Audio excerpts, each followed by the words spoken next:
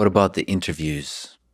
You've had a lot of conversations. You give acknowledgement to the people you've done interviews with. Well, one, I have to ask, as an aspiring interviewer myself, how? People love to talk. People just love it. You know that. And I've had 140, maybe 150 people. They're all listed in the back. One of the little things that people won't notice, but I'll say it now, is all of them are on the record. Getting them to talk is easy. They all want to talk about Musk. But then at a certain point say, I don't put anonymous quotes in my book. I cite things. I say, if you're tough enough and you've gone through this, and a lot of times it takes 2 or 3 calls back. Somebody will tell me a story. I say, oh, no, I don't want to. But I think it's important to know where everything came from. And with Musk, it's, I had that from the very beginning because I was a Time magazine reporter. I'd worked reporter for the Times-Picayune on New Orleans. First day on the job, I had to go cover a murder, and I phoned in the story from a payphone, and my editor, the city editor said, well, did you talk to the family? I went, no, Billy. I mean, the family, the daughter just got. He said, go knock on the door. I knocked on the door. An hour later, they were still talking. They were bringing out her yearbooks. Lesson 1 I learned, people want to talk if you're willing to just listen. And whether it be Henry Kissinger, you just push the button and say Kissinger, and people tell you the stories, all the way through Elon Musk, everybody talked. Everybody in his family, everybody he fired, everybody. I mean, I think it's important to listen to people. And the other thing I learned as a reporter, back when I was covering politics in New Hampshire in the early campaigns, I learned from 2 or 3 great reporters, a guy named David Broder and Tim Russert, the late NBC guy. They do what was called door knocking. You just walk in a neighborhood, knock on a door, and ask people about the election. But they said, here's the secret. Don't ask any leading questions. Don't have any premise. Just say, hey, I'm trying to figure out this election. What's going on? What do you think? Mm-hmm. And then stay silent. With Musk, a third secret. You know this well. He'll go silent at times. Sometimes a minute, 2 minutes, 4 minutes. Mm-hmm. Don't try to fill the silences. If you're a listener, you got to learn, okay, he's not saying anything for 4 minutes. I can outlast him. It's tough. As humans, it's very tough. Respecting the silence is really, really difficult. Mm-hmm. Speaking of demons, when there's silence, all the demons show up in my head. Oh, dear. The fear, I think, is if I don't say anything, it's boring, and if I say something, it's going to be stupid. And that the basic engine that just keeps running, not on the podcast, but also in human interaction. And so I think there's that nervous energy when interacting with people. You can never go wrong by staying silent if there's nothing you have to say. Not something I've mastered, but I do, when I'm a reporter, try to master that, which is don't ask complex questions. Don't interject. And when somebody hasn't fully answered the question, don't say, well, let me, just stay silent. And then they'll keep talking. Just give them a chance to keep talking. Yeah. Even if they've kind of finished, you're still. Sometimes if they haven't given you enough, instead of following up, I'll just nod and keep waiting. You're making it sound simple. Is there a secret to getting people to open up more? I'm somewhat lucky because, I started off working for a daily newspaper, and people back then, they wanted to talk to the newspaper reporter. But you also have a way about you. Like, I feel like you have like a cowboy in a saloon. Like, you just kind of want to talk. Like, there's a draw to, I don't know. I don't know what it is. Maybe that's, I don't know if it's developed or you're born with it, but it feels like I want to tell you a story of some sort. Good, tell me a story. A couple of things. I did learn to be more quiet. I'm sure I know when I was younger, or even I'll see videos of me at, at news things where I'm always trying to interject a question. And so you learn to be quieter sometimes. I haven't mastered it. I haven't learned it enough. you learn to be naturally curious. Many reporters today, when they ask a question, are either trying to play gotcha or trying to get a news scoop or trying to, gig something that can make a lead.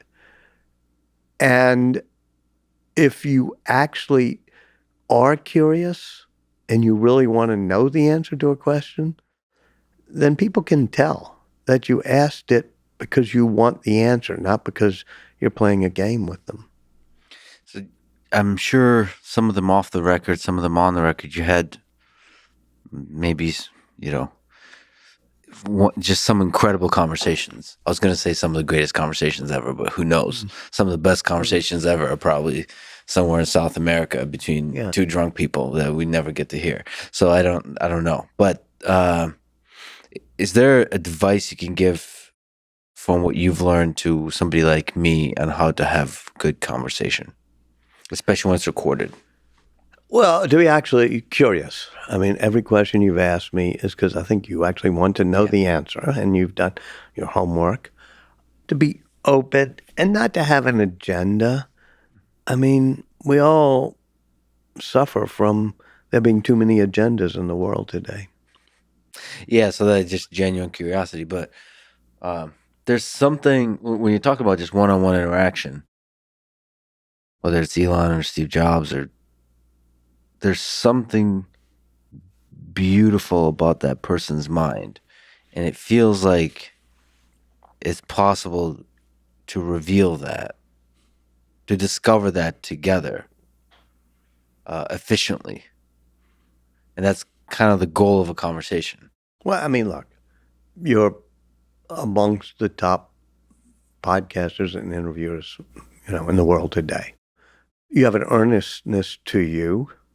Ben Franklin is the person who taught me, by reading him, the most about on conversation. He wrote a wonderful essay on that. It includes on silence. But it includes trying to ask sincere questions rather than get a point across. I mean, it's somewhat Socratic, but whenever he wanted to start a fireman's corps in Philadelphia, he would go to his group that he called the Leather Apron Club, and they would pose a question. Why don't we have it? What would it take? What would be good? And then the second part is to make sure that you listen. And if somebody has even just the germ of an idea, give them credit for it. Like, as Joe said, the real problem is this. And I do think that if I'm in situations, and I just mean even at dinner or something, and I'm with somebody, I'm usually curious, and the conversation will proceed, with questions. And I guess it's also because I'm pretty interested in what anybody's doing, whoever I happen to be with. And so that's a talent you have, which is you're pretty genuine in your interests. There are people like Benjamin Franklin, like I'll say Charlie Rose, even though he's in disfavor, who are interested in a huge number of subjects. And I think that helps as well. Mm-hmm. To be interested in basketball and opera and physics and metaphysics. That was a Ben Franklin. That was a Leonardo trick, which is they wanted to know everything you could possibly know about every subject knowable. Mm-hmm. But there's a different aspect of this, which is that I would love to hear how you've solved it or if you faced it. That you're certainly disarming.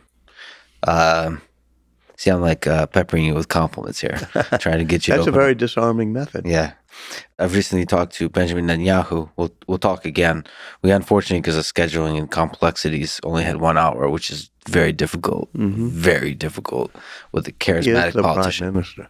I understand this, but he's also a charismatic talker, which is very difficult to break through in 1 hour. But people have built up walls, whether it's because of demons or because of their politicians, and so they have agendas and narratives and so on. And so to break through those, I wonder if there's some advice, some wisdom you've learned of how to sort of wear down through water or whatever, whatever method the walls that we've built up as individuals. I mean, you call it disarming, which I don't know that I am, but disarming basically means you're taking down their shields also. And you know when people have a shield. And you try to give them comfort. I had zero of that problem with Elon Musk. I mean, it was like disarming to me, which is, I kept waiting to say, okay, he's not going to, he's got a shell or he won't do that. But he was almost crazily open and did not seem to want to be spinning or hiding or faking things. And I've been lucky. Doudna was that way. Steve Jobs was that way. But you have to put in time, too. In other words, you can't say, okay, there's a 1-hour interview and I'm going to break down every wall. It's like on your 5th visit. Yes. Well, actually, that's one of the things in my situation you learn. 5th visit is very nice, but sometimes you don't get a 5th visit. Sometimes it's just the first date.